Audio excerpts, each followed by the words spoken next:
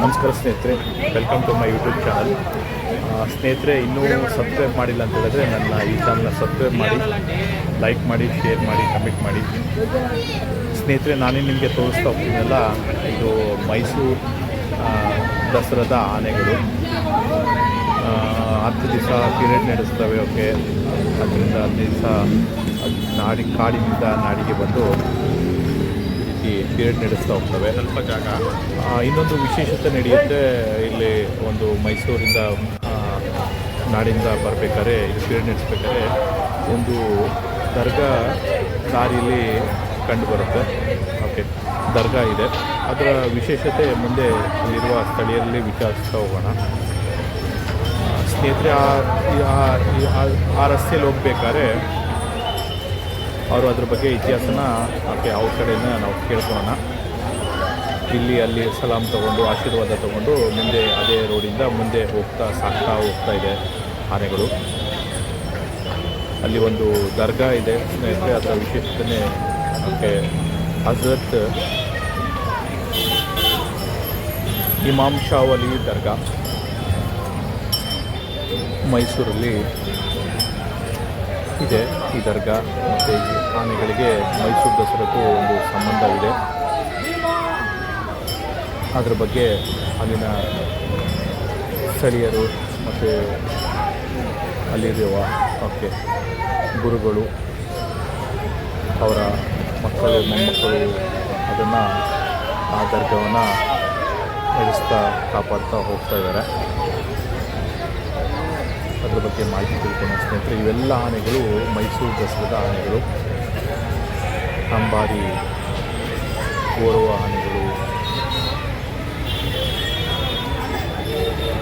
ಕಾಡಿನಿಂದ ನಾಡಿಗೆ ಬಂದಿರ್ತವೆ. ರಸ್ತೆ ಗೊತ್ತಿರೋದಿಲ್ಲ, ಅದಕ್ಕೆ ದಿನ ಸಂಜೆ ಬೆಳಗಿನ ಜಾವ ಟ್ರಾಫಿಕ್ ಇದನ್ನು ನೋಡ್ಕೊಂಬಿಟ್ಟು ಇದಕ್ಕೆ ಪೀರಿಯಡ್ ನಡೆಸ್ತಾ ಹೋಗ್ತಾರೆ. ಮಾವುತ ಇದಕ್ಕೆ ದಾರಿ ತೋರಿಸ್ತಾ ಹೋಗ್ತಾನೆ. ಹೀಗೆ ದಿನನಿತ್ಯ ನಡೆಯುತ್ತೆ ಮೈಸೂರು ದಸರಾ ಟೈಮಲ್ಲಿ. ಒಂದ್ಸತಿ ಮೈಸೂರು ದಸರಾ ನೋಡಬೇಕು ಸ್ನೇಹಿತರೆ. ಅದೇ ರೀತಿ ನಿಮಗೆ ಈ ದರ್ಗಾ ವಿಶೇಷತೆಯನ್ನು ಹೀಗೆ ತೋರಿಸ್ತಾ ಹೋಗ್ತಾರೆ.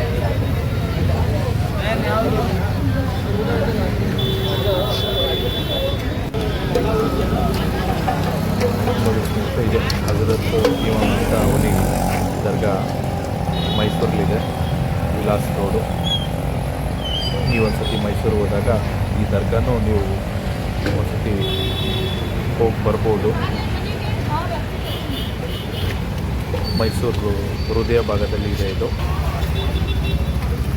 ಮೈಸೂರು ಅರಮನೆಯಿಂದ ಇಲ್ಲೂ 2 ರಿಂದ 3 ಕಿಲೋಮೀಟರ್ ದೂರದಲ್ಲಿ ಈ ದರ್ಗಾ ಬರುತ್ತೆ ಸ್ನೇಹಿತರೆ.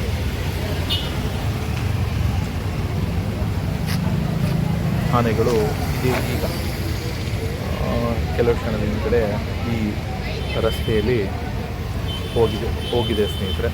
ಇಲ್ಲಿ ಆಶೀರ್ವಾದ ಪಡೆದು, ಸಲಾಮ್ ಪಡೆದು, ಇದ್ರ ಬಗ್ಗೆ ಗುರುಗಳು ಹೇಳ್ತಾ ಹೋಗ್ತಾರೆ. ಪಡೆದ್ಬಿಟ್ಟು ಹೋಗಿದೆ. ಈ ಜಾಗದಲ್ಲಿ ಆನೆಗಳು ಹೋಗ್ಬೇಕಾದ್ರೆ ಇದು ಒಂದು ಸಿಂಗಲ್ ರೋಡರಿಂದ ಅಲ್ಲಿ ವಿಡಿಯೋ ಮಾಡೋದಕ್ಕೆ ಅವಕಾಶ ಇರೋದಿಲ್ಲ ಸ್ನೇಹಿತರೆ. ಅದಕ್ಕೋಸ್ಕರ ನಿಮಗೆ ಮೊದಲು ಆನೆಗಳ ತೋರಿಸಿ ಈಗ ದರ್ಗಾನ ನಿಮಗೆ ತೋರಿಸ್ತಾ ಹೋಗ್ತೀನಿ. ಭಾಳ ವಿಶೇಷವಾದ ದರ್ಗಾ. ಇವರ ಪವಾಡ ಭಾಳ ಇದೆ. ಇದರ ಬಗ್ಗೆ ಮುಂದಿನ ಭಾಗದಲ್ಲಿ ನಾನು ತಿಳಿಸ್ತಾ ಹೋಗ್ತೀನಿ ಸ್ನೇಹಿತರೆ. ಇಲ್ಲಿ ಎಲ್ಲ ಹಿಂದೂ, ಮುಸ್ಲಿಂ, ಜೈನ್, ಕ್ರೈಸ್ತ ಎಲ್ಲರೂ ಈ ದರ್ಗಾಗೆ ಬಂದು ಅವ್ರಿಗೆ ಒಳ್ಳೆಯದಾದಾಗ, ಏನಾದರೂ ಇದು ಆದಾಗ ಅವರು ಬಂದು ಇಲ್ಲಿ ತಾವೀಸ್ ಅವರು ಕಾಯ್ತಾ ಒಂದು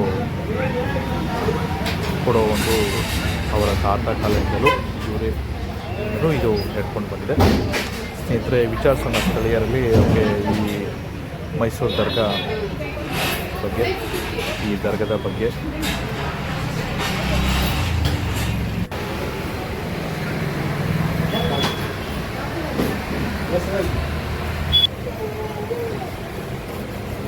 ಸ್ನೇಹಿತರೆ ನಮಸ್ಕಾರ. ಓಕೆ ಸ್ನೇಹಿತರೆ, ಬಂದ್ಬಿಟ್ಟು ಇಲ್ಲಿ ದರ್ಗಾದಲ್ಲಿ, ಮೈಸೂರು ದರ್ಗಾದಲ್ಲಿ ಇದ್ದೀನಿ ನಾನು. ಹಜರತ್ ಇಮಾಮ್ ಶಾ ವಲಿ. ಓಕೆ, ಇಲ್ಲಿ ಬಂದ್ಬಿಟ್ಟು ಆನೆಗಳು ಬಂದು ಇಲ್ಲಿ ಬಂದು ಇಮಾಮ್ ಶಾ ವಲಿ ಈ ರೋಡಿನಲ್ಲಿ ಹೋಗುವಾಗ ಇಲ್ಲಿ ಬಂದ್ಬಿಟ್ಟು ಆನೆಗಳು ಇಲ್ಲಿ ಸಲಾಂ ತಗೊಂಡು ಮುಂದೆ ಸಾಗುತ್ತವೆ. ಇದ್ರ ಬಗ್ಗೆ ಹಿನ್ನೆಲೆ ಮತ್ತು ಇದ್ರ ಬಗ್ಗೆ ಸ್ವಲ್ಪ ಮಾಹಿತಿ ಇಲ್ಲಿ ಒಬ್ಬರು ಇದ್ದಾರೆ, ಅಣ್ಣವರು, ಅವರಿಗೆ ಕೇಳೋ ವಿಚಾರ ಬಂದಾಗ ಒಂದ್ಸತಿ. ನಮಸ್ಕಾರ ಸರ್. ನೀವು ಸರ್, ಈಗ ಆನೆಗಳು ಬಂದು ಹೋದ್ವಲ್ಲ, ಏನು ಇದ್ರ ಹಿನ್ನೆಲೆ ಏನು ಇಲ್ಲಿ?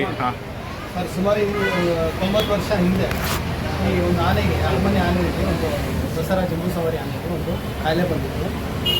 ಅದಕ್ಕೆ ನಮ್ಮ ಮುತ್ತಾತ ಅವರು ಗುಣಪಡಿಸಿದ್ರು.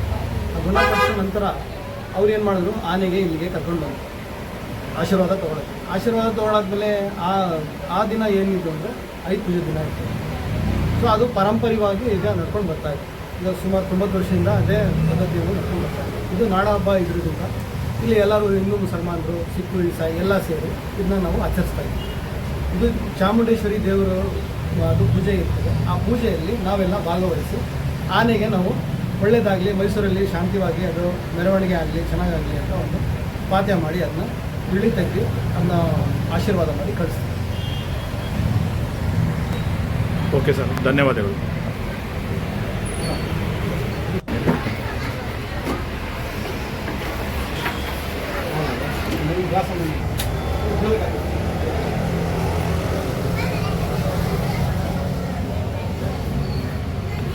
ಸ್ನೇಹಿತರೆ, ಇಲ್ಲಿ ಎಲ್ಲ ಜಾತಿ ಭೇದ ಭಾವ ಇಲ್ಲದೆ ಈ ಥರ ಅವರ ಏನಾದರೂ ಕೋರಿಕೆಯನ್ನು ಈಡೇರಿಸ್ತಾ ನಡ್ಕೊಂಡು ಬರ್ತಾ ಇದೆ. ಸ್ನೇಹಿತರೆ, ಇನ್ನೂ ಈ ಚಾನಲ್ನ ಸಬ್ಸ್ಕ್ರೈಬ್ ಮಾಡಿದರೆ ಸಬ್ಸ್ಕ್ರೈಬ್ ಮಾಡಿ, ಲೈಕ್ ಮಾಡಿ, ಶೇರ್ ಮಾಡಿ. ಧನ್ಯವಾದಗಳು.